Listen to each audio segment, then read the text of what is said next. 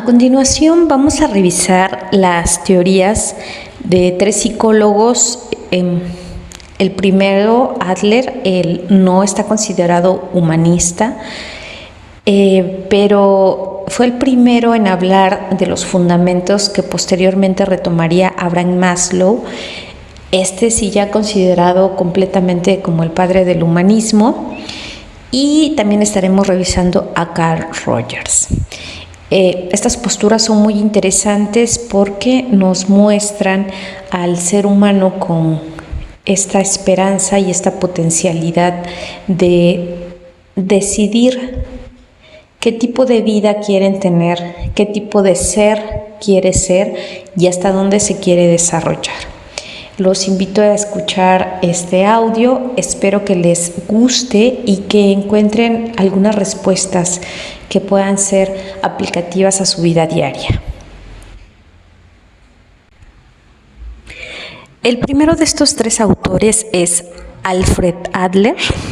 Su teoría se llama psicología individual. Él comenta que fundamentalmente el ser humano es social y nuestra personalidad va a estar moldeada por nuestras interacciones y ambientes sociales únicos y no por nuestros esfuerzos para satisfacer las necesidades biológicas. ¿Por qué dice esto Adler? Bueno, Adler fue uno de los discípulos de Sigmund Freud. Tal vez han escuchado un poco hablar de él y de la teoría del desarrollo psicosexual. Mientras Freud fue desarrollando su teoría a partir de la devastación y pasó por 12 guerras mundiales y en una época donde la ciencia intentaba anteponerse al mito, para Adler fue diferente la historia. Adler tuvo una infancia triste, él era un niño muy enfermo, muy enfermizo, y recuerda que en uno de sus padecimientos de poliomielitis en aquellos tiempos, el médico le dijo a su madre que ese niño ya no iba a vivir, que no iba a servir para nada y que se prepararan para la muerte de Adler. A partir de ese momento él decidió luchar por su vida y lograr ser la mejor versión de sí mismo. Y esta historia es importante de mencionar porque justamente es de donde se desprende su teoría. Y como Freud decía que éramos unos animales racionales, que estábamos gobernadas por fuerzas inconscientes, por deseos obscuros y caóticos, y que por supuesto el ser humano no era confiable, que iba a ser despreciable en el momento en que pudiera hacerlo. Adler decía, esto no es verdad. Es cierto que tenemos una parte biológica importante, y esta parte biológica tiene un potencial innato.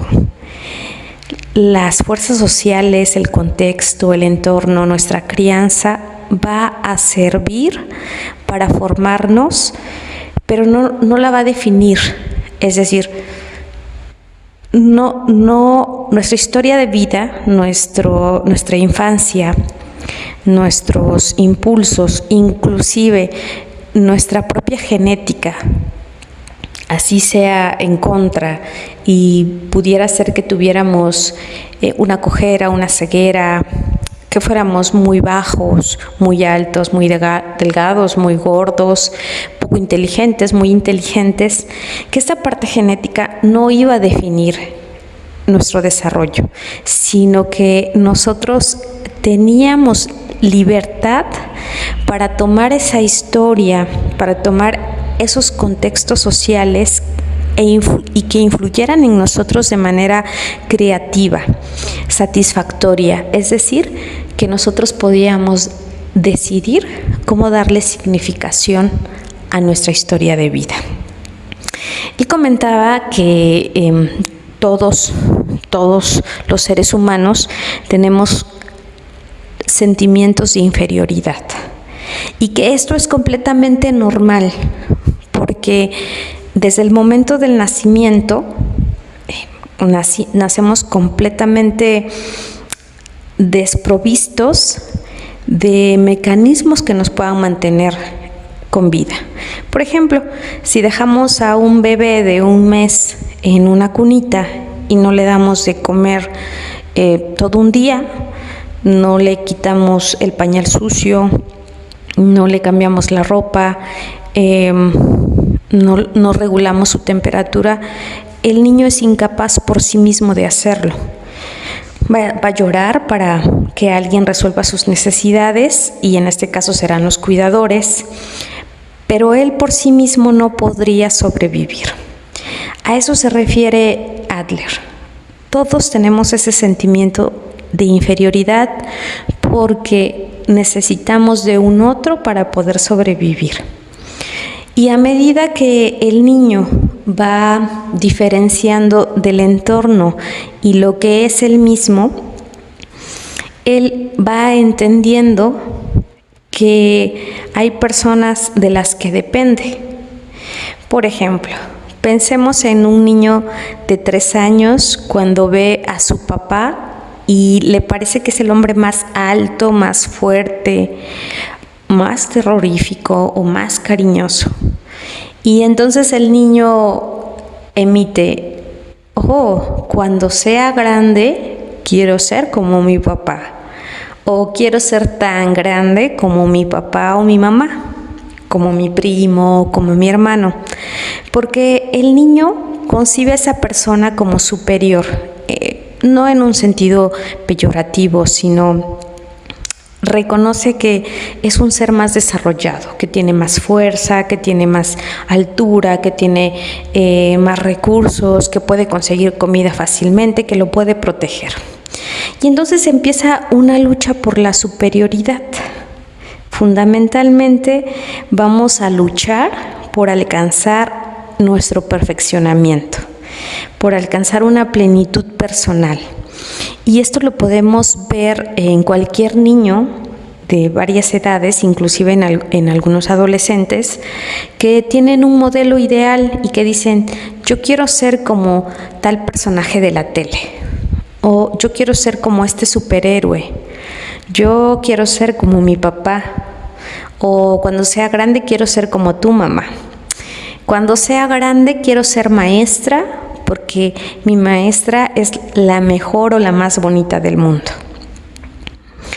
Entonces, todos nosotros, sin excepción alguna, vamos a estar peleando por llegar a este desarrollo, por sobrevivir y por tener cada vez más elementos y recursos que nos mantengan a flote y que nos hagan ser la mejor versión de nosotros.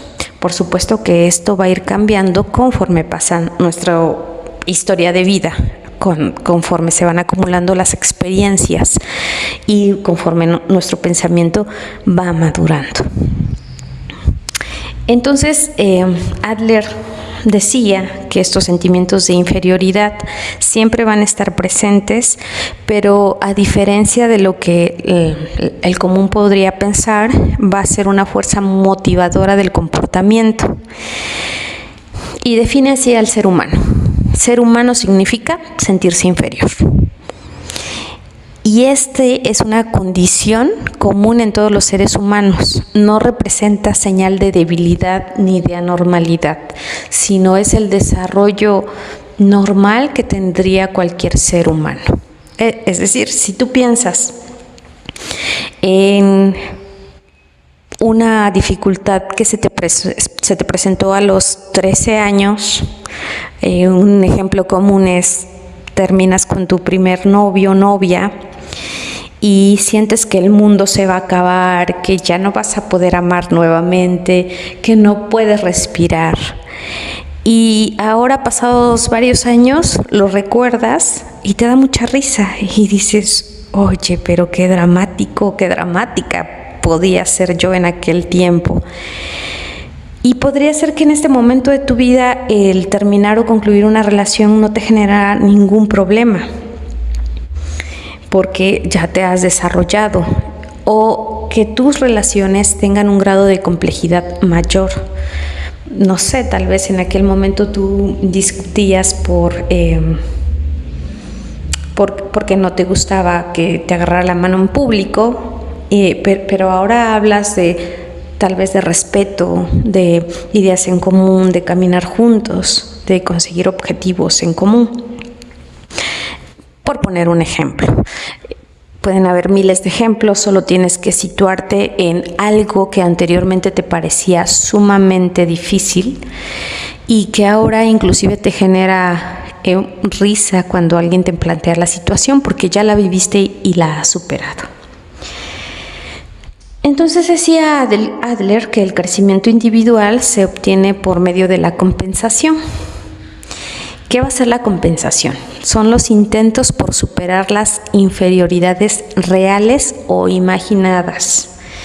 Puede ser algo real como que no soy muy alta, pero quiero ser modelo, o no soy muy paciente, pero quiero ser psicoterapeuta, o soy muy bajita de estatura y no puedo entrar a estudiar a la Marina porque me piden cierta estatura. Son ejemplos, son reales, existen, pero también pueden ser imaginados desde alguna construcción que tengamos donde algo nos ha hecho creer que somos tontos o que somos inútiles o que nunca nada saldrá a nuestro favor o concebirnos inclusive feos o malas personas. Son imaginarios porque son subjetivos. No son tangibles, tienen que ver con nuestros juicios de valores, tienen que ver con nuestras creencias, con nuestras ideas, pero no necesariamente son reales para todos los demás. Los demás no los pueden ver ni percibir más que tú mismo porque vive dentro de ti, en tus ideas, en tu percepción. A lo largo de la vida, entonces, vamos a intentar compensar este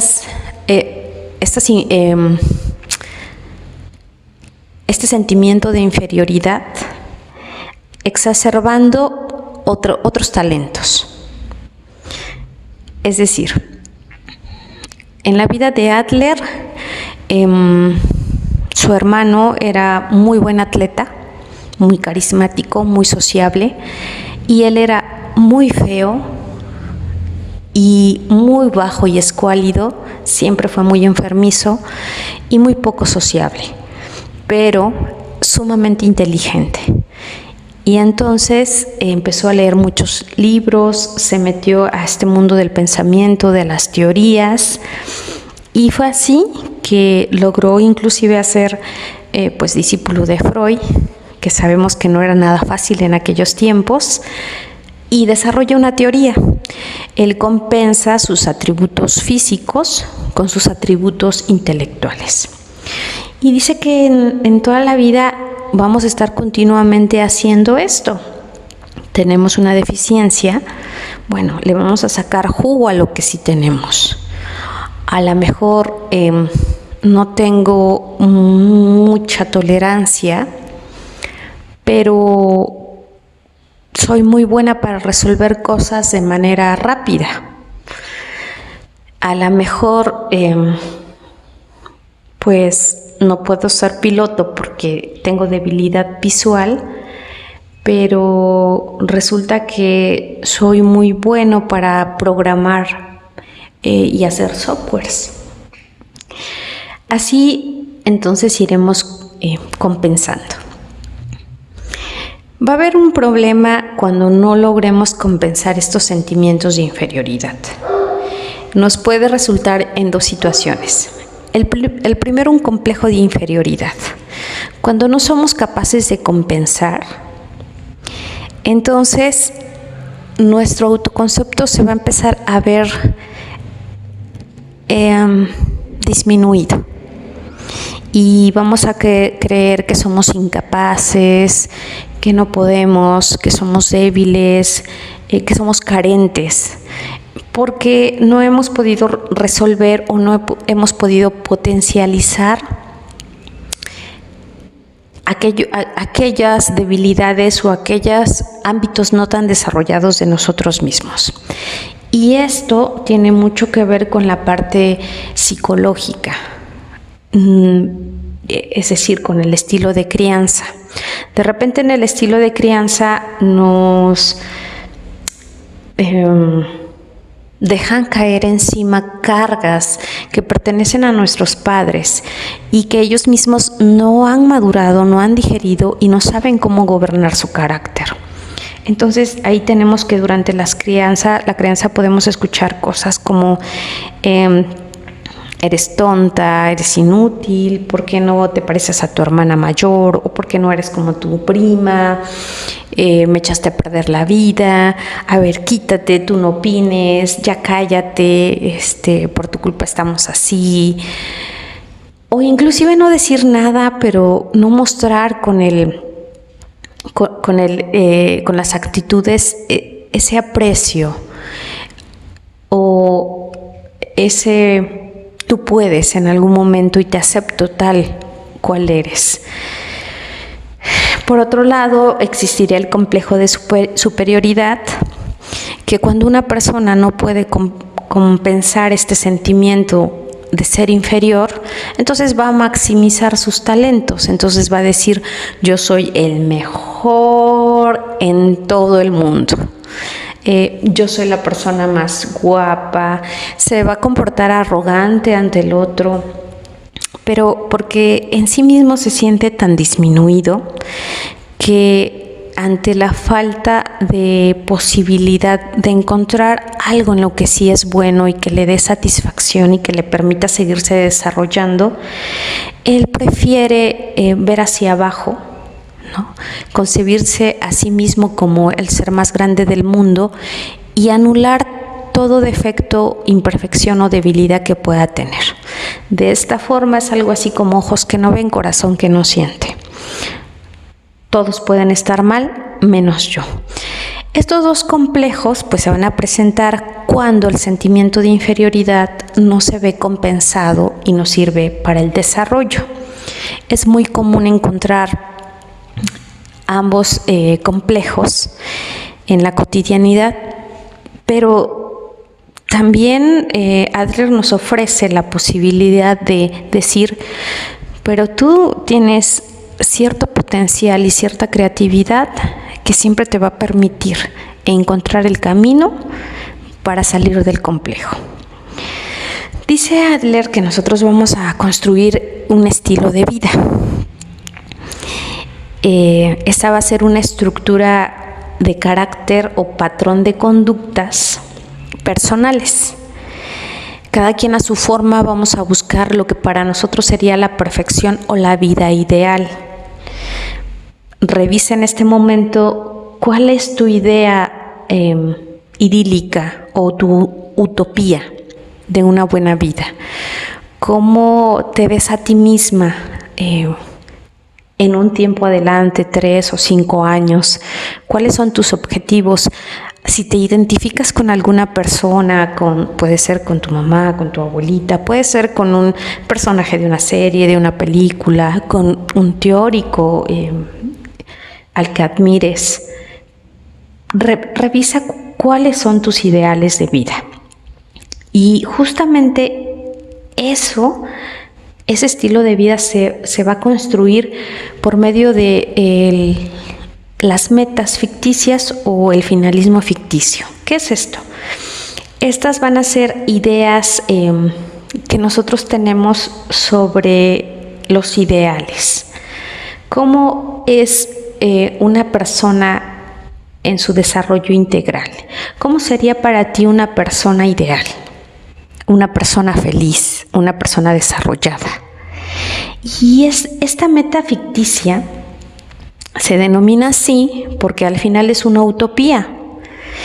Puede ser que pudieras llegar ahí, pero seguramente cuando llegues ahí te vas a dar cuenta que quieres algo más. Y esa meta ya no es tu meta ahora te planteas una nueva o tienes un nuevo ideal. Esto puede suceder porque justamente vamos evolucionando en nuestras ideas, vamos evolucionando en nuestras concepciones, en nuestro desarrollo, y a lo mejor lo que pasa actualmente, que de repente los niños se identifican con corredores de carros, ¿no? Con personas que trabajan en el narcotráfico, jefes de cárteles, con delincuentes, porque la tele lo fomenta mucho. Y de repente le preguntas a un chico de 13 años y su meta final, su ser ideal es tener mucho dinero, una camionetota, tener una novia, una casa, carros con lujos. Y si este sujeto tiene la oportunidad de crecer y desarrollarse, de estudiar, de educarse, tanto formal como informalmente, seguramente en unos cuantos años su mentalidad cambiará y pensará en otro objetivo. A lo mejor en ser hogareño, a lo mejor en tener una profesión, en ser un emprendedor, no lo sé, pero puede cambiar y puede no cambiar. Estas metas, este camino hacia dónde llegar, esa dirección que nosotros tenemos es el que va a construir nuestro estilo de vida. Si te preguntas qué conductas caracterizan tu vida, son aquellas que te están dirigiendo hacia el ser humano que tú consideras que es el ideal. Todas y cada una de las cosas, acciones y decisiones que tú vas tomando es porque quieres llegar hacia esa meta, a ese ser. Y eso es justamente el estilo de vida.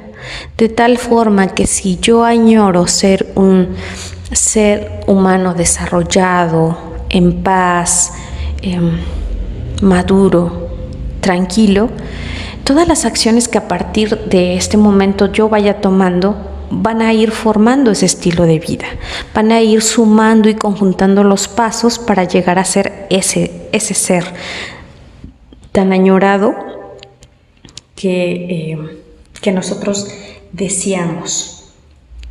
Y bueno, esta postura de Adler puede decirnos, bueno, y entonces está todo perdido si tenemos un ideal de persona no tan agradable. Bueno, pues no, porque dice Adler que tenemos una fuerza creativa y que esta fuerza creativa tiene la posibilidad de crear un estilo adecuado de vida. Es decir, esta fuerza creativa todo el tiempo va a estar ahí como apuntalando, como tocando y haciendo las anotaciones adecuadas para que tú voltees a ver y digas, esto es el estilo de vida que quiero, este es el ser humano que quiero ser. Y lo más bello de esto es que, como bien lo dice, son metas ficticias, porque el ideal de ser humano que hoy tienes, te aseguro que cuando terminemos el taller, será muy distinto, o por lo menos habrá cambiado en algo al que tenías. Y en un año tú puedes revisar de nuevo este ideal y seguramente se habrá modificado. Y esa fuerza creativa lo que va a hacer es ayudarte para generar todas las posibilidades y dirigir ese estilo de vida al ser que tú quieres formar.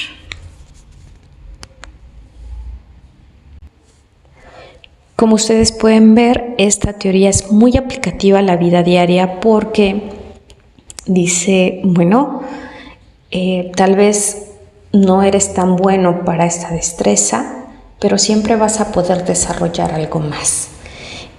En ti hay miles de posibilidades que no son contadas, ni mínimas, ni tienen que ver con las exigencias externas, sino, hey, si no eres alto, bueno, seguramente podría ser muy guapo o tener muy buen gusto por la ropa o ser muy amable y cortés. Si no eres muy inteligente, pero oye, tal vez seas excelente para los deportes o excelente para el baile, o seas un excelente actor. Oye, tal vez no eres muy bueno para el deporte, pero puedes ser un excelente filósofo, psicólogo, teólogo. Nos brinda un conjunto de posibilidades inmensas y siempre la posibilidad de tener hacia dónde poder seguir desarrollándonos y perfeccionándonos. Nuestro segundo autor es Carl Rogers y su teoría es de la autorrealización.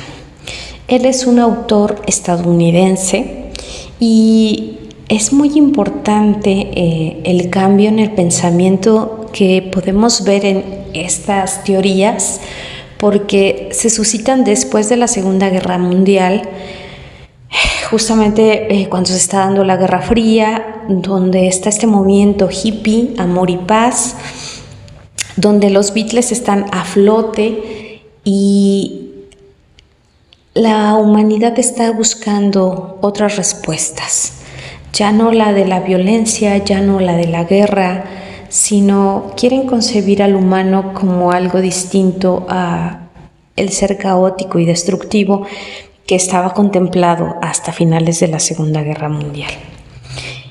¿Qué nos dice Carl Rogers? Bueno, él nos dice que todos gozamos de libre albedrío para decidir la mejor manera de satisfacer nuestras necesidades y actualizar nuestro potencial. Tenemos dos opciones: crear un yo que se actualiza o abstenernos de buscar ese estado supremo de logro. En conclusión, somos responsables del grado de desarrollo de nuestra personalidad. Muchos piensan que el humanismo es un enfoque, un paradigma o una filosofía suave, pero muy por el contrario. El humanismo dice, bueno, si tuviste una triste infancia, si tu genética no es tan buena, pero ¿qué crees? Eres un ser que tiene libertad de decisión y con la libertad de elegir está la responsabilidad de afrontar tus consecuencias. Por tanto, a lo mejor tuviste una infancia triste, sí es cierto, pero ahora eres un adulto y ahora te toca hacerte responsable de lo que sientes, de lo que vives y de cómo lees el mundo, cómo respondes ante este mundo. Desde esta concepción nos tenemos que preguntar cómo nos adaptamos al mundo y cómo adaptamos el mundo a nosotros, cómo nos estamos haciendo cargo y enfrentamos la realidad y si estamos desarrollando las herramientas para este mundo, para adaptarnos a este mundo, pero además para transformar esta realidad y este mundo en algo mejor. Dice Rogers, este mundo nos ofrece un marco de referencia o contexto que influye en el crecimiento. Estamos expuestos a infinidad de fuentes de estimulación, algunas de ellas insignificantes y otras importantes, algunas amenazadoras y otras placenteras. Es decir, va a haber momentos agradables y momentos no tan agradables, van a ser cosas que nos fortalezcan y van a haber otras situaciones que nos afecten. Pero definitivamente vamos a tener una tendencia congénita o innata a la realización, a desarrollar nuestras capacidades y potencialidades, partiendo de los aspectos estrictamente biológicos hasta los psicológicos de mayor complejidad. La meta suprema es realizar el yo, es decir, realizarnos a nosotros mismos, llegar a ser una persona que funciona plenamente. Y bueno, como les comentaba, desde esta teoría no hay pretextos para decir no puedo o la historia ha sido muy cruel conmigo. La teoría de Rogers es la teoría de la autorrealización. Algunos también la pueden encontrar como la terapia centrada en la persona. Él cree que este potencial al desarrollo lo tenemos de manera genética. Imaginémonos una semilla de cualquier fruto. Imaginémonos la semilla de un maíz. La semilla va a luchar con toda su potencialidad para germinar, crecer, dar un elote y morir, que sería como su ciclo vital de vida. Pero sería ideal que fuese así de fácil. Sin embargo, para que el maíz se dé, pues tiene que cumplir condiciones ambientales correctas. Una tierra fértil con los nutrimentos necesarios, la humedad ideal, ni mucha agua, ni mucha resequedad, el tiempo adecuado para que germine, los nutrientes. Una vez que germina, bueno, que ninguna plaga le caiga y que si llueve o que si llueve muy fuerte, pues que no sea tan intenso que con la fuerza de la lluvia se salga la planta de la tierra, que no pase un animal y lo aplaste, o simplemente que ese año sea de sequías y ya no pueda tener el agua suficiente para crecer. Y así le pasa al ser humano.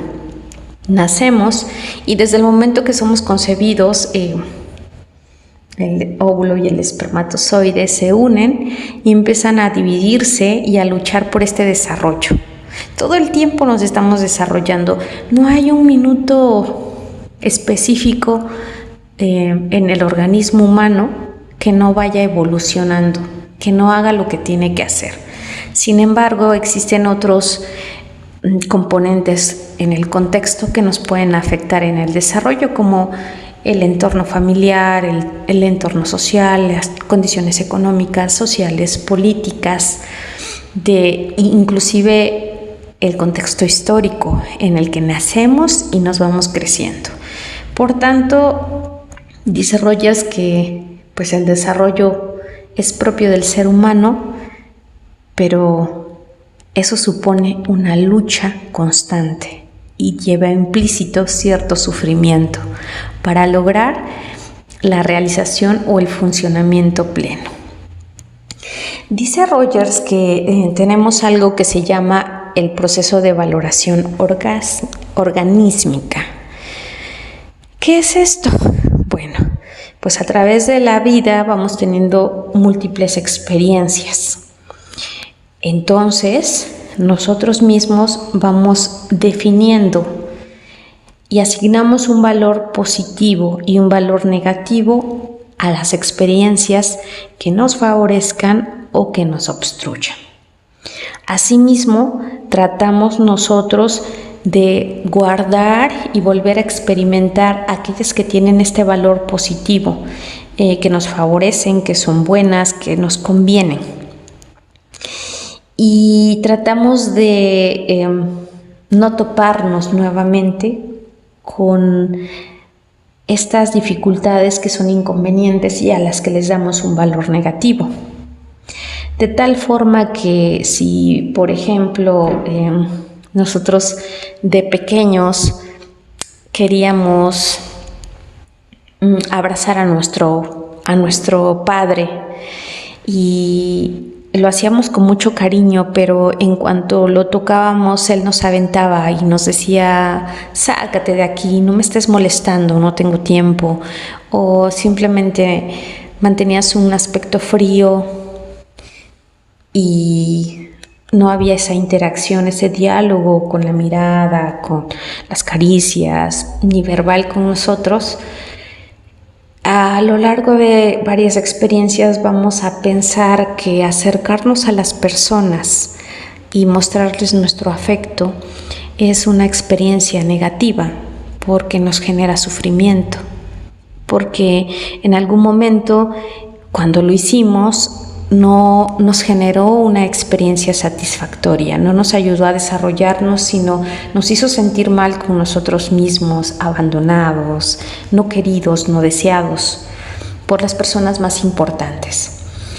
¿Cómo va a entorpecer esto nuestro destino? Bueno, según nuestro desarrollo y sin ninguna otra experiencia lo cambia, pues de adultos va a ser muy difícil que manifestemos nuestras emociones y nuestros afectos. Y entonces, a lo mejor para nosotros demostrar nuestro afecto es no hablar, no tocar, no darle tiempo a las personas, porque fue como nos los enseñaron. Otro ejemplo muy fuerte es, bueno, a veces las madres inexpertas cuando llora su hija, su hijo, y no tienen como la madurez o el carácter para templar, para tomar la necesidad del niño y tranquilizarlo, se desesperan y lo que hacen es decirle, ¿quieres un dulce? Te voy a dar un dulce. Y entonces le dan de comer un dulce al niño. Entonces, bueno, ellos se calman, se distraen y de esta manera ellos aprenden de manera positiva que cuando hay un estado emocional de miedo, de enojo, una necesidad, pues se puede satisfacer comiendo.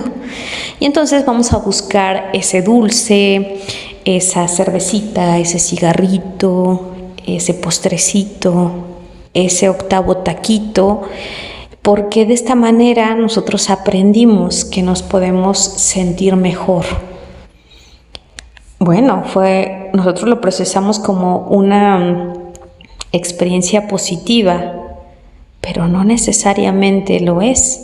En cierto sentido nos genera tranquilidad o nos ayuda a controlar nuestro estado de ansiedad, pero por otro lado vamos lastimando nuestro organismo.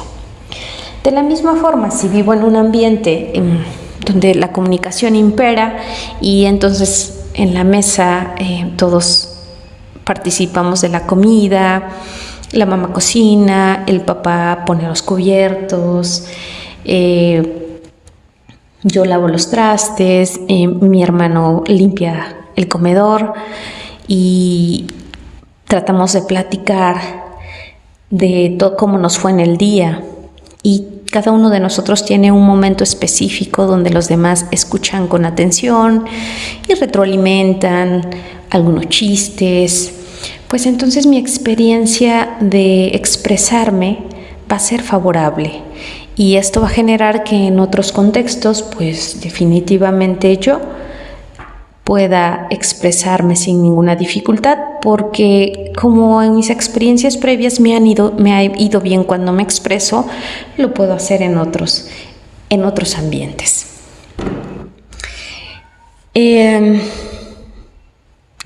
Otra experiencia que es dura y que nos pasa muy comúnmente es cuando nuestra madre, nuestro padre está triste, está desesperado y tiene muchas ganas de llorar y nosotros pues vemos en su rostro estos estímulos y le preguntamos si está triste y ellos contestan que no y se enojan contigo porque le preguntaste si estaba triste.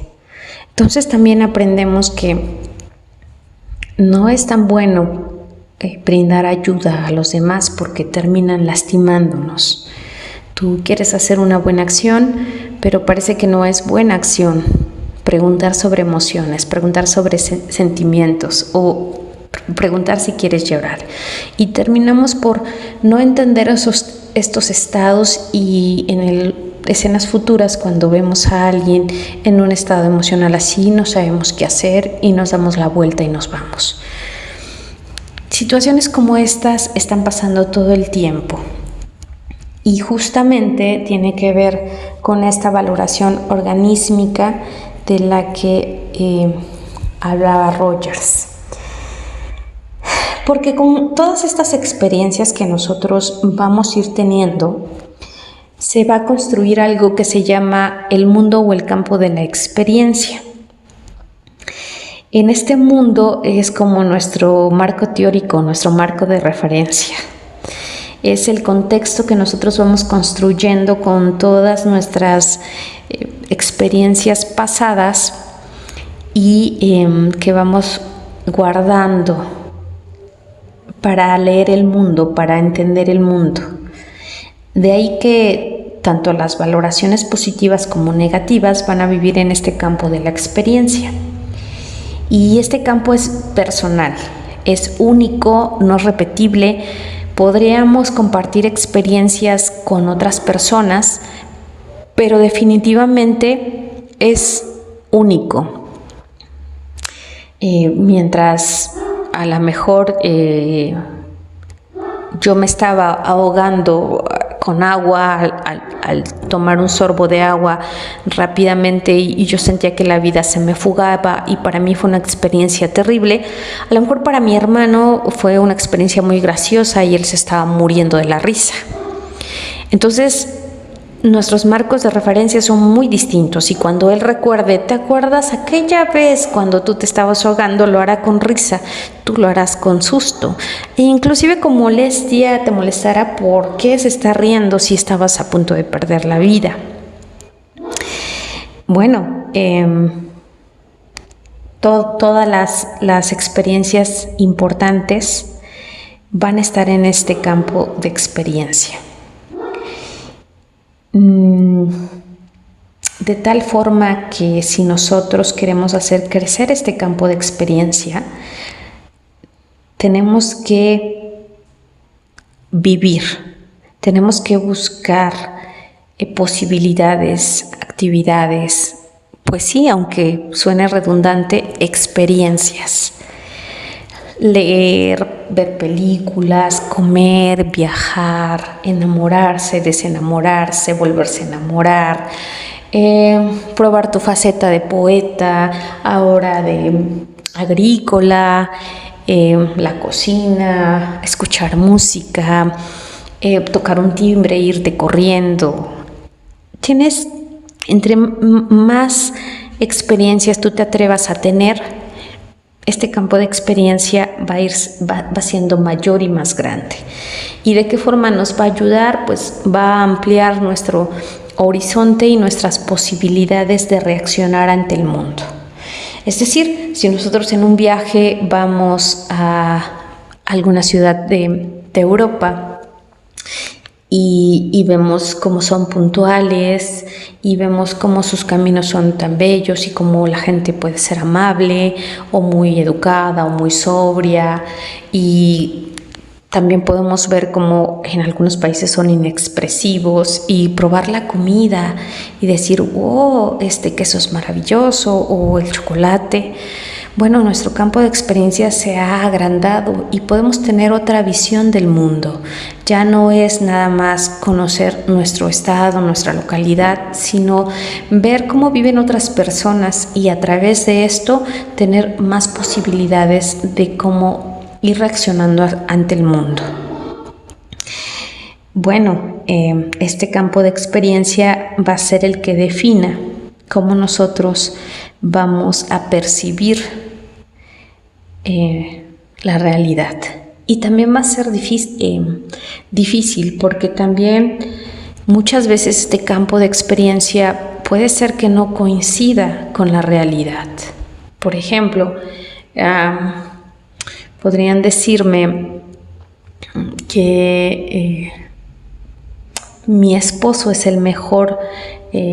Podría yo creer que mi esposo es el mejor hombre del mundo y que es muy amable y generoso, y eso vive en mi campo de experiencia, pero un día me toca ir a verlo a su trabajo y escucho cómo grita y cómo insulta y cómo lastima a las personas o cómo se aprovecha de personas, y puede no coincidir este campo de experiencia, pero también puede ser que yo piense por todas mis experiencias previas que soy la peor persona del mundo, que no valgo, que no tengo chiste o habilidades, que soy insulsa, que nadie me va a querer.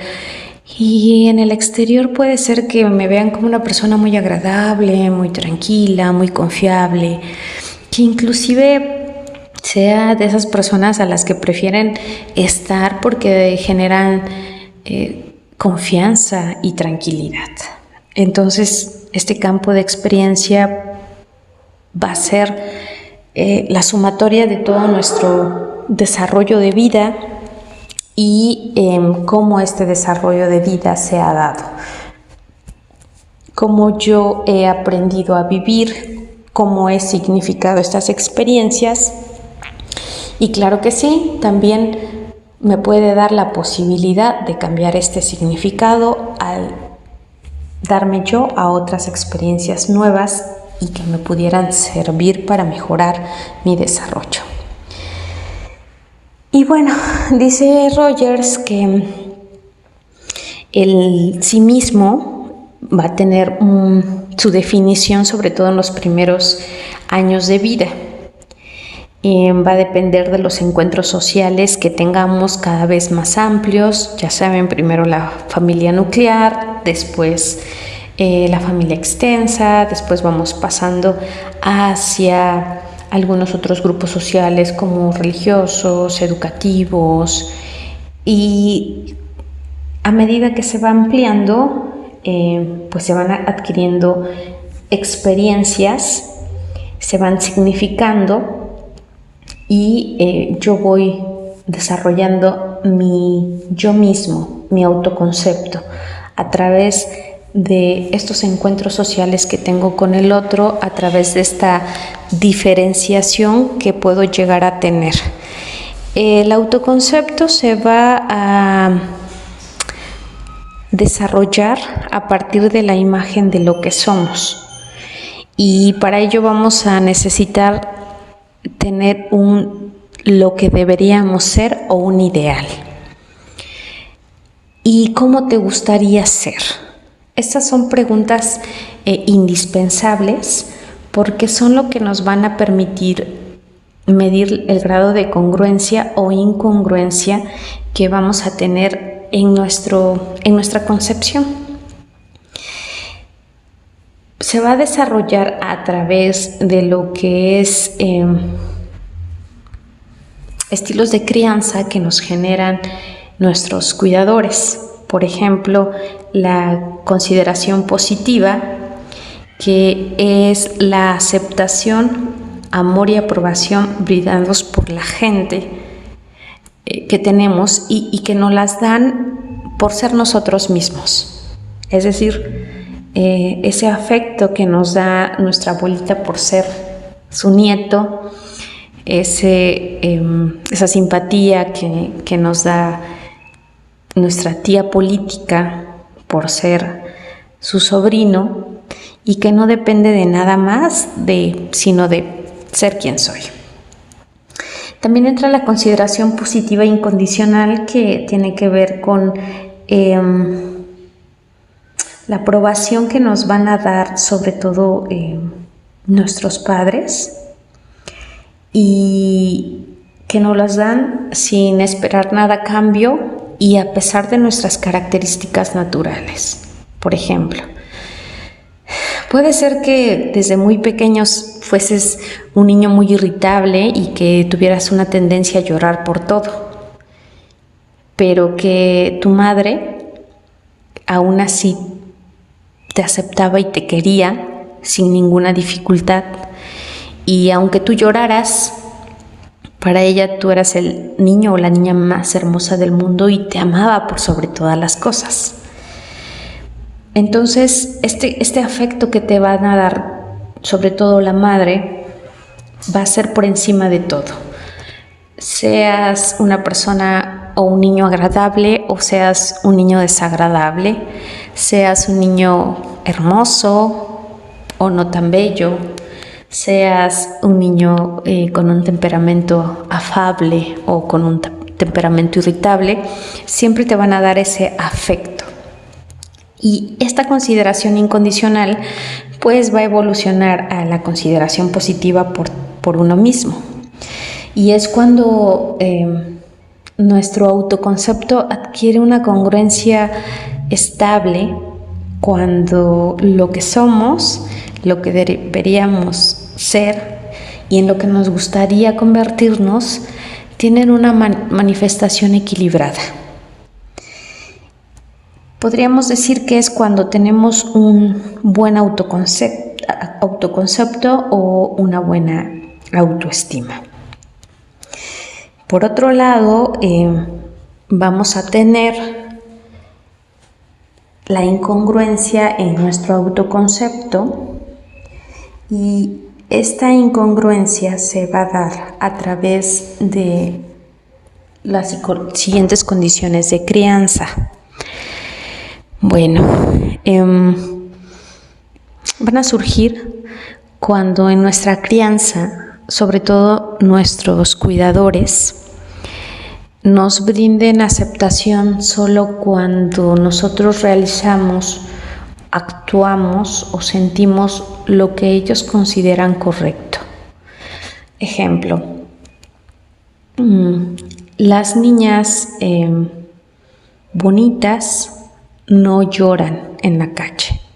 Los niños bien portados no hacen berrinches en la calle.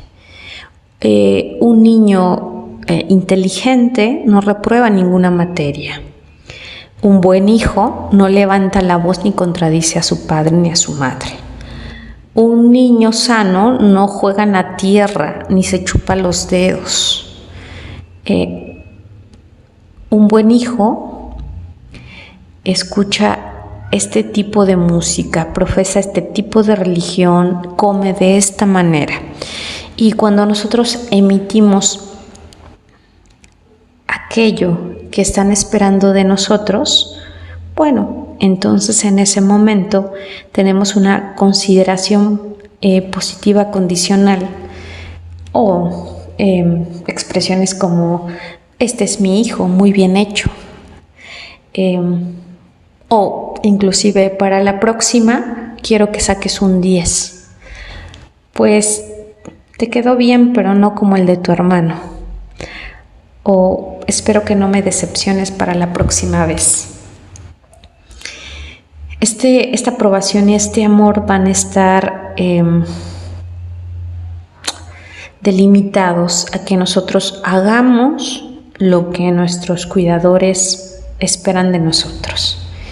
Y entonces a lo mejor nosotros podemos sentir que ser secos emocionalmente con la gente no es tan favorable, que la gente necesita que se les muestre el afecto. Pero si yo en ese momento demuestro mi afecto por las personas y soy amable, entonces voy a decepcionar a mi madre o a mi padre y no me van a querer. Por lo tanto, mejor seguimos siendo fríos, rígidos y sin amabilidad para un otro.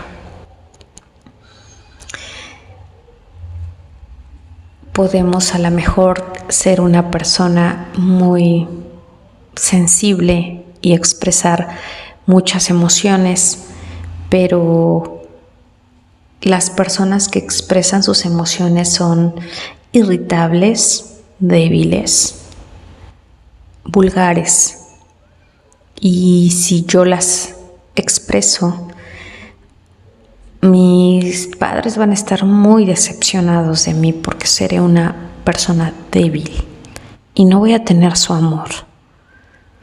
Y entonces caemos en una incongruencia porque tal vez nuestro temperamento es afable y somos muy sensibles pero si lo expresamos, entonces definitivamente seremos una mala persona. Estas peleas constantes pues generan grandes dosis de angustias, grandes conflictos, porque todo el tiempo hay una lucha constante entre lo que sientes y lo que debes de hacer, lo que quieres y lo que tienes que hacer. Y una persona que se desarrolla y que funciona plenamente se verá, o más bien no podría llegar a esto porque se vería obstruida por estas discrepancias que van a existir todo el tiempo. Esto es muy importante porque tiene que ver mucho con nuestra historia de crianza. Para Roger será definitorio esos primeros 5 años de vida porque desde la teoría cognitiva, pues son los periodos de expansión de las funciones mentales, entre ellos la memoria.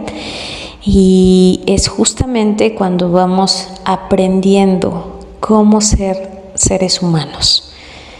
Acuérdense que somos el único ser que necesita a otro de su misma especie para aprender a ser humanos. Cuando tú puedas pensar en tu historia de vida, en todas estas experiencias que hay en tu campo, podrás cobrar sentido porque de repente existen estos impedimentos para poderte sentir pleno o plena o para poder sentirte libre. Un ejemplo personal, yo recuerdo que mi madre era muy obsesiva con la limpieza. Para ella, tú tenías que despertarte a las 6, 7 de la mañana más tardar, ir a misa, regresar, hablo de los domingos, regresar, lavar la ropa, no la revisaba específicamente y si no le gustaba te la regresaba para que la volvieras a lavar hasta que quedara muy blanca y muy pulcra. Se hacía una limpieza general de toda la casa, todo se lavaba con cloro, con detergente, y si ella llegaba y encontraba algo en desorden, un foco prendido de más, la tele prendida y tú dormida, si se te pasaba un poco de sal a la comida o si le faltaba, tenía una neurosis muy severa. Pero si sucedía cualquiera de estas cosas, entonces ella iba a tener una catarsis contigo y te iba a insultar, a maltratar, a decirte qué tan mala hija eras. Por supuesto, eran sus condiciones de vida. Y entonces cuando pasan los años y cuando logro independizarme de mi casa y cuando me encuentro con mi primer espacio, pues tenía una obsesión muy severa por limpiar, por lavar, pero me generaba tanto desagrado, me ponía tan de mal humor que mi pareja me decía, bueno, si no quieres limpiar, no limpies, si no quieres lavar, no laves, no te pido que lo hagas, por mí no. Y yo me enojaba mucho y le decía, es que ¿cómo va a estar la casa así? La casa estaba muy limpia, siempre estaba muy limpia. Pero era muy incómodo porque yo tenía esa necesidad de tener todo en control, de apagar las luces, de que no hubiera ropa sucia, de que todo estuviera impecable. Y era muy desagradable porque a mí misma me ponía de mal humor y tensa y neurótica. Bueno, tuve que hacer algún trabajo terapéutico para irme soltando de esto, para dejar de obsesionarme con el lavado de la ropa y realmente tuve que hacer un esfuerzo. Pasados unos años caí en completamente la oposición, ya no limpiaba, mantenía mi espacio completamente desordenado, cúmulos de ropa sucia. Y también esto me generaba un desagrado muy fuerte conmigo. Fue un trabajo de varios años, pero bueno, actualmente tengo como un punto muy moderado. No me preocupa si no lavo la ropa, tampoco tengo un desorden.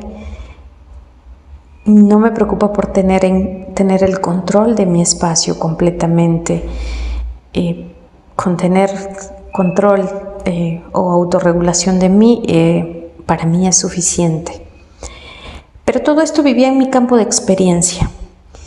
Tuve también que acomodar y entender por qué la experiencia de mi madre era como era y significarla de otra forma. Al final no era culpa de mi madre, era pues un momento histórico en el que ella hizo lo humanamente mejor posible.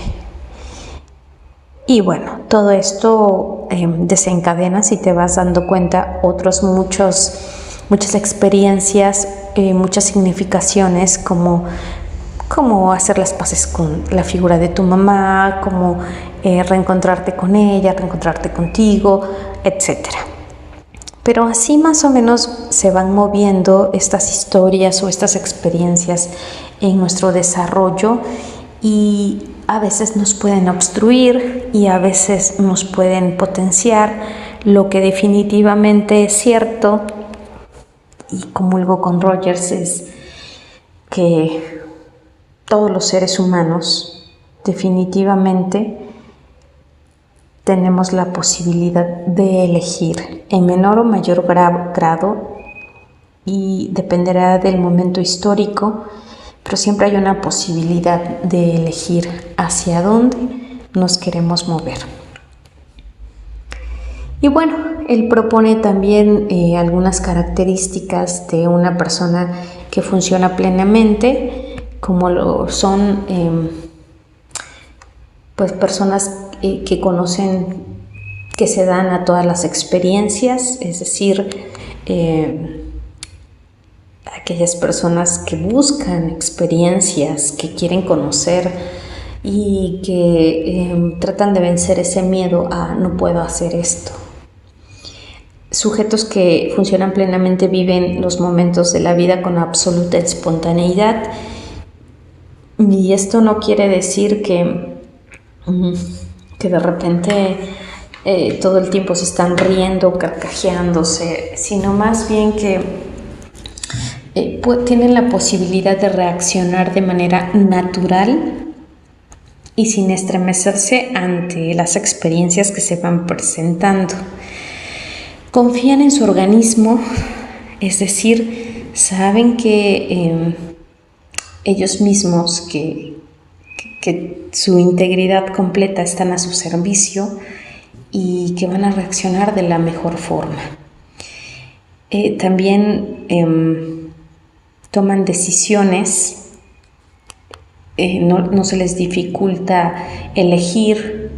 Habemos personas que se nos hace difícil elegir entre te tomas un postre o no te tomas un postre, o a las 10 o a las 10:30, ¿no? Estas personas toman decisiones fácilmente y afrontan sus decisiones. Son creativas y tratan de llevar una vida constructiva. Algo que es súper importante siempre en nuestro desarrollo es que la inactividad mata. Siempre que tú te paras, siempre que te quedas sin movimiento, dejas de construirte y de desarrollarte. Por tanto, es importante que siempre estés haciendo cosas. No tiene que ser trabajo, pero sí estar constantemente haciendo. Insisto, puedo ver una película, una serie, leer un libro, escuchar una nueva canción, platicar con alguien nuevo, tomar un nuevo curso, experimentar qué es la yoga, o a lo mejor ver un partido de básquet, ¿por qué no jugarlo? Pero todo el tiempo generando. También se adaptan a las condiciones cambiantes del entorno, tienen la posibilidad de innovarse, y de no resistirse a los nuevos retos. No son restrictivos o con inhibiciones, es decir, bueno, no me gusta esto que está sucediendo, pero voy a colaborar para que funcione. Y también enfrentan los problemas, ¿no? Aunque cuesten, ellos siempre van a encarar la situación y no van a posponer, porque cada que se pospone, todo el tiempo que se haga, va a estar esa carga presente, va a estar ese pendiente y va a ser una obstrucción para tu construcción, para tu desarrollo constante. Pues esta es la teoría de Rogers. Como ustedes ven, también nos da unas buenas propuestas y bueno, la recomendación es busca experiencias. Entre más experiencias tengas, vas a tener más opciones de vida, más nuevas formas de ver, miradas diferentes con las que puedes leer este mundo y, por supuesto, accionar diferente en el mundo y, ¿por qué no?, modificar la realidad. Nuestra última teoría es de Abraham Maslow, es la jerarquía de necesidades, y Maslow dice que gozamos de libre albedrío para decidir la mejor manera de satisfacer nuestras necesidades y actualizar nuestro potencial. Él pensaba que todos tenemos un potencial innato, traemos ya talentos y que la autorrealización va a llegar cuando nosotros identifiquemos para qué fuimos hechos y lo hagamos, porque en eso vamos a ser los mejores.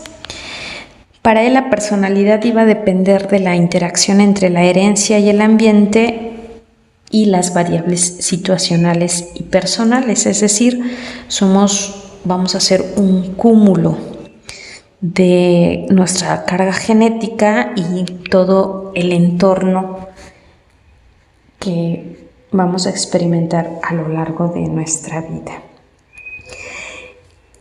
También decía que el desarrollo de la personalidad se van a dar conforme se van satisfaciendo la jerarquía de necesidades. Él da un orden específico y dice que estas necesidades son innatas y que estas necesidades van a ir de las más fuertes a las más débiles y van a activar y van a dirigir la conducta, van a dar forma a nuestra personalidad. Y bueno, nos propone una pirámide de necesidades donde si las necesidades más fuertes o más básicas para mantener la sobrevivencia no se ven cumplidas, entonces no se puede trascender y, digamos, solventar las necesidades que son más débiles. Y aunque a veces el orden de necesidades puede crecer, puede cambiar, más o menos vamos a estar jugando de arriba hacia abajo y se tendrán que cumplir ciertas especificaciones para poder saltar. Una vez que, digamos, llegamos hasta el pico de la pirámide, podríamos perder algo en nuestra pirámide y regresar a las necesidades más básicas. Bueno, él menciona que las primeras necesidades que se tienen que resolver son las fisiológicas. Estas tienen que ver con aquellas necesidades que necesitamos para mantenernos con vida. alimentarnos, hidratarnos, reproducirnos, mantenernos en un buen ambiente, ni en sol ni en frío, y por supuesto la defecación. Son las necesidades básicas y en cuanto nosotros las tengamos cubriendo, pues podemos escalonar. Este es un punto muy interesante porque en la realidad nacional que tenemos, muchas personas, la mayoría de las personas en nuestro país están luchando por satisfacer estas necesidades fisiológicas. Con esta pandemia se dejó venir o resultó evidente la estratificación económica que existe y cómo un mayor sector poblacional luchan día a día por conseguir alimento, por mantener vivos a su familia o mantenerse vivos a sí mismo.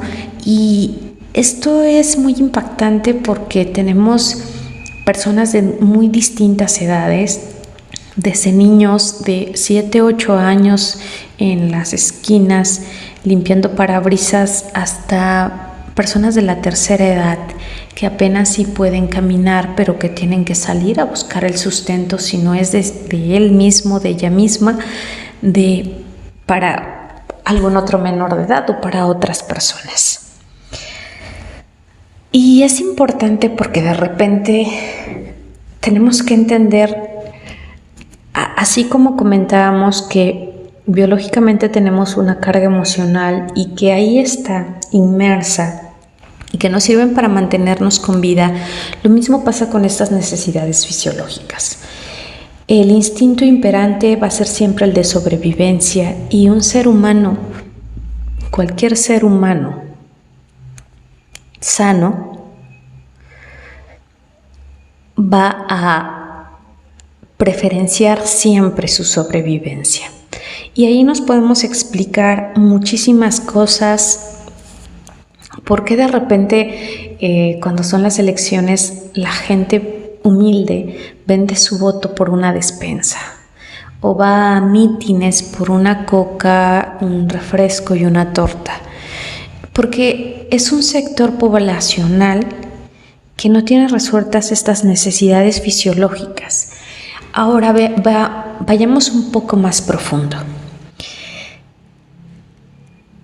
Si nuestro cuerpo necesita de cierta alimentación y cierto balance para funcionar bien, para que tu sistema nervioso, tu cerebro, tu corazón, tu sistema circulatorio, tu sistema óseo funcione plenamente, ¿qué pasa cuando en toda tu vida has tenido una pobre alimentación una precaria alimentación? ¿Qué quiero decir con esto? Tenemos personas que se alimentan pues que su alimento de todo el día puede ser una torta de tamal, por ejemplo, con una coca.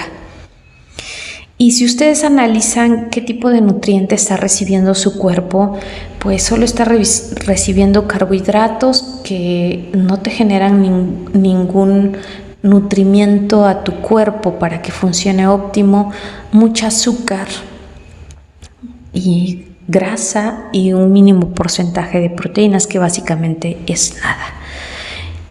Y esto es duro porque muchas veces nos enojamos con el otro, nos enfadamos con la gente y decimos, pero ¿por qué no razonan? ¿Por qué no pueden darse cuenta que los están usando, que son un grupo de personas a los que no les están dando ningún beneficio, pero aún así se prestan para manifestaciones, se prestan para vender votos, se prestan para vender droga, se prestan para la prostitución? Pero el instinto de sobrevivencia es básica. Y si tu cuerpo no tiene los nutrimentos necesarios, la calidad de todos tus procesos no van a ser buenos. Imaginémonos una persona que tiene presión arterial alta. Con ese simple detalle, su vida ya no es igual. En cualquier momento se le sube la presión, le da dolor de cabeza, el corazón le bombea y toda su vida se ve interrumpida. Así es de simple este nivel. Sí es cierto que tienes que mantener con vida tu organismo, pero también es cierto que tu organismo necesita condiciones ideales para funcionar y que si tú no le estás dando estas condiciones a tu organismo, está funcionando a marchas forzadas y entonces se mantiene con vida, pero no con una buena calidad de vida. Y en este nivel, desafortunadamente, existen más personas en el país de las que nos gustaría tener en cuenta. Pero bueno, pasemos, hay un sector que sí ve satisfecho estas necesidades y que tienen una calidad de vida muy aceptable. Tienen lo suficiente para desarrollarse. Las necesidades que siguen van a ser las de seguridad. Vamos a buscar intimidad, orden y estabilidad. Bueno, ya tengo vida, ahora necesito un espacio físico donde yo pueda permanecer, donde me pueda cuidar del frío, del calor, donde pueda dejar mis cosas. Y también necesito un trabajo donde me permita ganar el dinero que necesito para mantenerme con vida y para mantener este espacio. Bueno, esa es la siguiente necesidad. Estamos hablando de conseguir una casa, de conseguir un trabajo, de conseguir un vehículo para transportarse, de asegurar que tienes las condiciones ideales para mantenerte con vida. Una vez que está solventada esta y que es difícil de repente en nuestro contexto, porque tienes que ir luchando con el despido, con los préstamos, con que se presenta alguna enfermedad y es un gasto no planificado, con que te divorcies y de repente tengas que dejar tu casa, o simplemente con que tengas una dificultad en tus ingresos o cualquier tipo de emergencia y no puedas seguir pagando la hipoteca de la casa o la renta. Como vemos, este nivel pareciera que no está muy lejos, pero aún así es difícil. El tercer nivel van a ser las necesidades de pertenencia y de amor.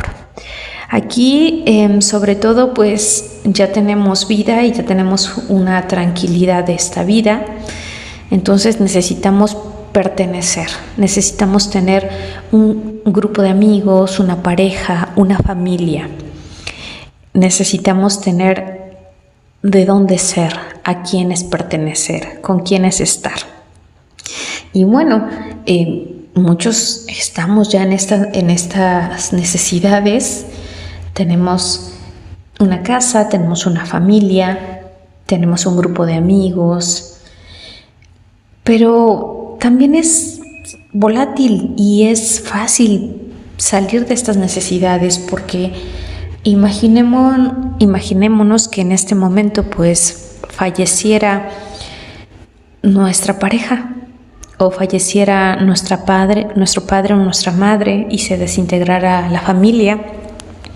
Imaginémonos que en este momento nos pidieran el divorcio y la custodia de los hijos. Entonces, todo el tiempo estamos fluctuando con estoy aquí, pero podría perderlo. El cuarto escalón de las necesidades es el de estima.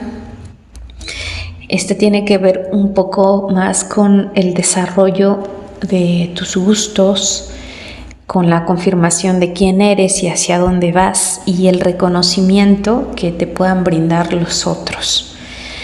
Bueno, ya conseguí un buen trabajo, tengo una bonita familia y ahora me interesa que en mi trabajo estable me reconozcan por los logros y por todo el potencial que tengo. Bueno, me interesa que reconozcan mi intelectualidad, mi gran conocimiento de esta disciplina, de esta área. Me interesa ser el más innovador o la más innovadora en este espacio, la que mejor planea, la mejor maestra, la mejor psicóloga. Me interesa ese reconocimiento, ser socialmente reconocida. Muchos otros también estamos ya en estas necesidades y es un escalón difícil porque normalmente en la trayectoria de vida pasamos por muchas experiencias favorables y desfavorables que nos van dando sinsabores, obstaculizando y que nos van potenciando. Pero cuando llegamos normalmente a esta necesidad, hemos pasado tanto tiempo trabajando, tanto tiempo esforzándonos, hemos tenido de repente que sacrificar algunas partes de nosotros para llegar a este lugar que nos cuesta un poquito aprender a diferenciar un hobby, un pasatiempo. Inclusive a veces nos cuesta aprender a relajarnos. O podemos ser un excelente profesional, pero en nuestras casas tener un humor terrible. O inclusive que por mantener todo bajo control y en buenas condiciones laboralmente, estoy tan estresada todo el tiempo que no me puedo relajar ni en mi día libre. Cada nivel tiene su complejidad, ninguno me parece que sea fácil de cumplir y sin embargo, pues después de esta necesidad se llega a la autorrealización, pues que sería el desarrollo mayor que pudiera tener cualquier persona al expresar sus potencias innatas, al hacer aquello para lo que fue diseñado naturalmente y perfeccionarse en eso, ser la mejor profesionista, ser la mejor madre, ser el mejor abogado, ser el mejor amigo, el mejor esposo, la mejor amiga, en fin, la expresión más perfecta que pudiera tener tu organismo. Ahora bien, muchas veces confundimos o llegamos a pensar que este desarrollo pues se tiene que dar de manera progresiva, es decir, que tiene que ir escalonadamente y que una vez que llegaste a la autorrealización pues ya lo hiciste. Pero recordemos que el ser humano, y Maslow lo dice, es un ser en construcción, un proyecto inacabado que día a día va cambiando porque es dinámico, igual que la personalidad. Y así son estas necesidades. Imaginémonos a un empresario mediano que tiene una vida muy cómoda, que le puede dar a sus hijos una vida muy cómoda, se puede viajar constantemente, tener en escuelas extranjeras a sus hijos, comprarse el carro que le gusta, es coleccionista de arte y es una persona que está muy en paz consigo mismo porque tiene muchos triunfos.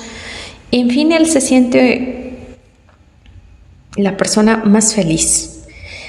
Pero resulta que por alguna situación su empresa se va a la quiebra. Y en ese momento lo pierde todo. Bueno, no todo, pero pierde la mayor parte de su comodidad. Podríamos decir que era una persona autorrealizada, pero en ese momento tal vez bajó en la pirámide hasta necesidades de seguridad, porque lo perdió todo. Ahora imaginémonos que el golpe fue tan grande que obstruye su instinto de sobrevivencia y piensa en suicidarse.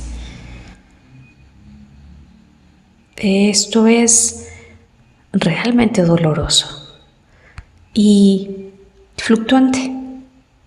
Ahora imaginemos que a este hombre, por el estado en el que se encuentra, entre depresión, entre ansiedad, entre frustración, pues es abandonado por su esposa.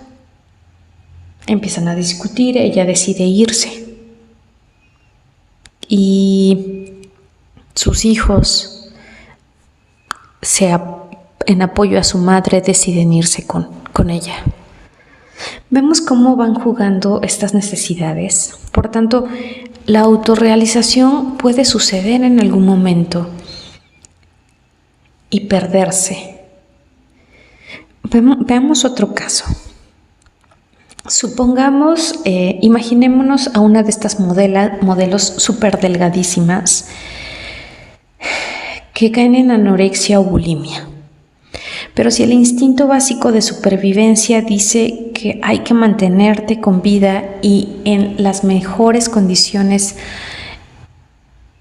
biológicas, que tu organismo tiene que estar en óptimas condiciones para funcionar. Y sin embargo, en estos casos, la persona puede dejar de comer por cumplir otro deseo o otra necesidad, que es verse estéticamente aceptable. Por supuesto que en este sentido estamos hablando de un problema de una persona que no lleva un desarrollo normal, sino que se ve impedido por algo orgánico, por algún problema ya a nivel biológico. Sabemos que estas personas se ven afectadas severamente en su química cerebral y bueno, eso va repercutiendo. Sin embargo, llegan al punto de priorizar lo que para ellos sería lo más importante en su vida, verse estéticamente, por mantener en óptimas condiciones su cuerpo y muchas veces llegar a la muerte. La autorrealización, aunque parezca algo imposible, como seres humanos solemos tener acercamientos a ella. Hay momentos muy específicos en la vida donde todo marcha absolutamente increíble y tú te sientes extasiado, sientes que es el momento ideal o mejor de tu vida. Ahí está la autorrealización. Y hay momentos en que ya no lo es porque algo ha cambiado en el entorno o en el ambiente. Sin embargo, esta teoría nos dice que todo el tiempo vamos a poder estar buscando esta autorrealización, que es nuestro deber además buscarlo, y que todos lo podemos hacer además.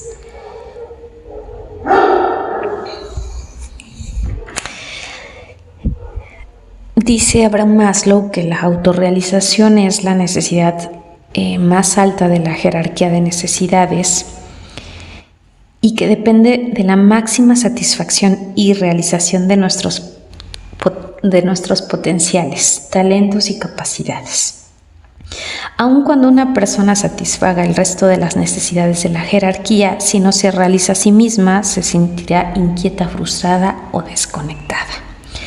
Y escribí una frase hermosísima que dice: al final de cuentas, para sentirse en paz, un músico debe producir música, un pintor debe pintar y un poeta debe escribir, porque más vale una buena sopa que un cuadro de segunda.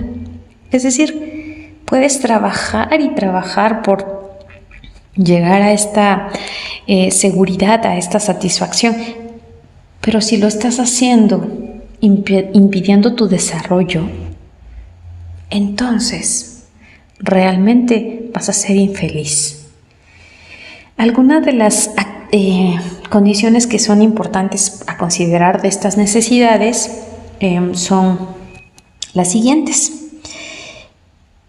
Debemos liberarnos de las restricciones impuestas por la sociedad y por nosotros mismos. No nos debe distraer las necesidades de orden más bajo. Debemos sentir seguridad en nuestra autoimagen y en las relaciones con otros. Debemos amar y ser amados a cambio. Debemos conocer en realidad cuáles son nuestras fuerzas y debilidades, nuestras virtudes y vicios. Y esto es sumamente importante porque si todo el tiempo estamos tratando de satisfacer el entorno y las necesidades de los demás, si no descubrimos para qué somos buenos y, aunque laboralmente no puedas dedicarte a lo mejor a eso, pero sí lo podrías desarrollar como hobby, como pasión. Por eso se dice que hay que tener muchas pasiones en la vida, o muchos amantes. Hablando de estos gustos, si lo tuyo es pintar, pinta. Busca un espacio en el día donde tú puedas pintar. Si lo tuyo es cocinar, cocina. Busca una forma de desarrollar esa habilidad. Si lo tuyo es ser una madre amorosa, sé una madre amorosa. Busca de qué forma podrías desarrollarte en ese sentido. En fin, el carpintero hacer muebles, el plomero arreglar la plomería. Cada uno debe descubrir para qué fue hecho y desarrollar ese talento. De lo contrario, vamos a haber impedido nuestra autorrealización.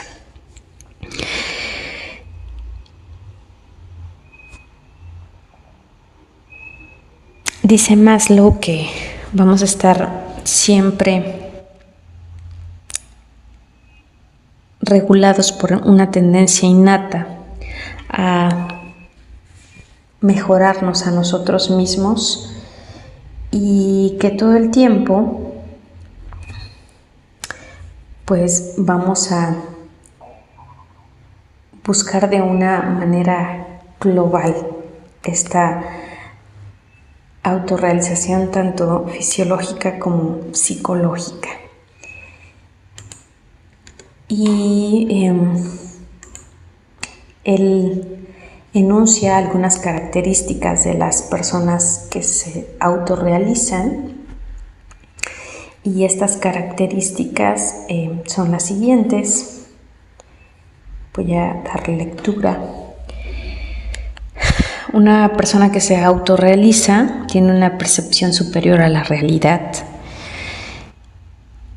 una mayor aceptación de uno mismo, de los demás y de la naturaleza, una mayor espontaneidad, una mayor capacidad del enfoque correcto en los problemas, una mayor independencia y deseo de intimidad, una mayor autonomía y resistencia a la indoctrinación, una mayor frescura de apreciación y riqueza de reacción emocional, una mayor frecuencia de experiencias superiores, una mayor identificación con la especie humana, un cambio en las relaciones interpersonales, una estructura caracterológica más democrática, una mayor creatividad y algunos cambios en la escala de valores propia. Es decir, todo el tiempo se está renovando, está viviendo, está apreciando, está creciendo, se mantiene caminando, se mantiene buscando su desarrollo. Y tenemos que tener muy en claro que este desarrollo es toda la vida, que toda la vida vamos a estar cambiando, evolucionando, mejorándonos y que las experiencias que vamos adquiriendo a través de este trayecto de vida nos tienen que servir para entender mejor el mundo, para cambiar nuestra mirada. ¿Por qué no? Para propiciar mejores experiencias a las nuevas generaciones, pero sobre todo, que si alguien tiene la decisión de hacia dónde va, somos nosotros mismos. Les voy a compartir la lectura de la última diapositiva. Es una frase muy bella, muy bella.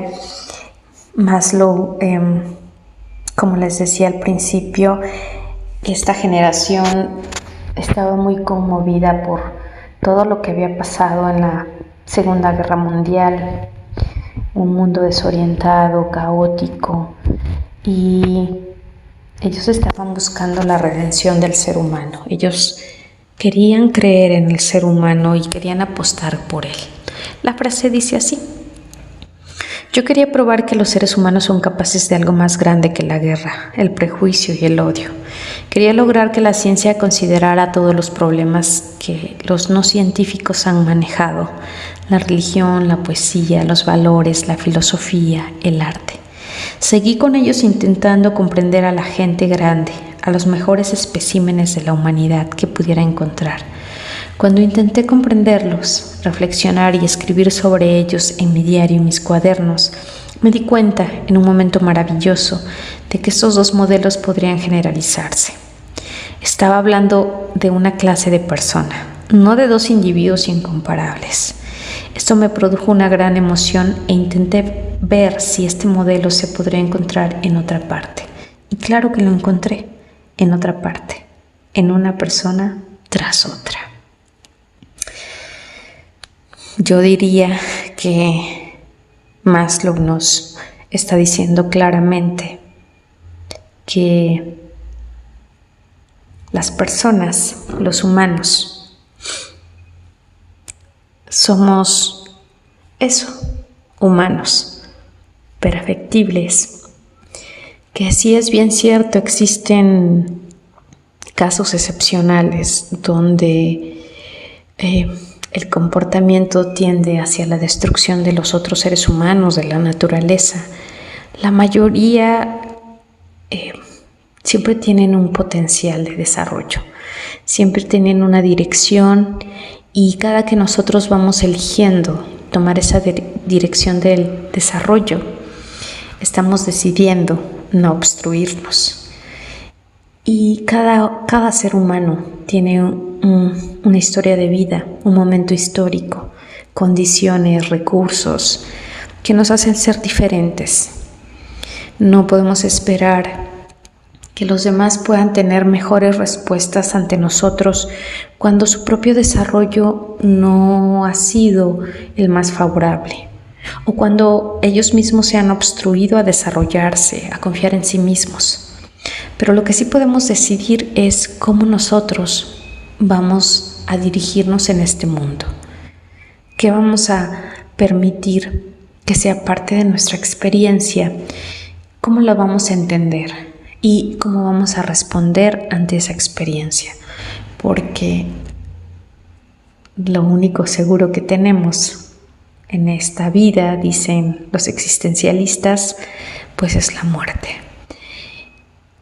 Y de ahí en fuera, todo lo que pase en este trayecto conocido como vida terrenal nos pertenece a nosotros. Y como queramos vivir estos momentos es decisión de cada uno de nosotros.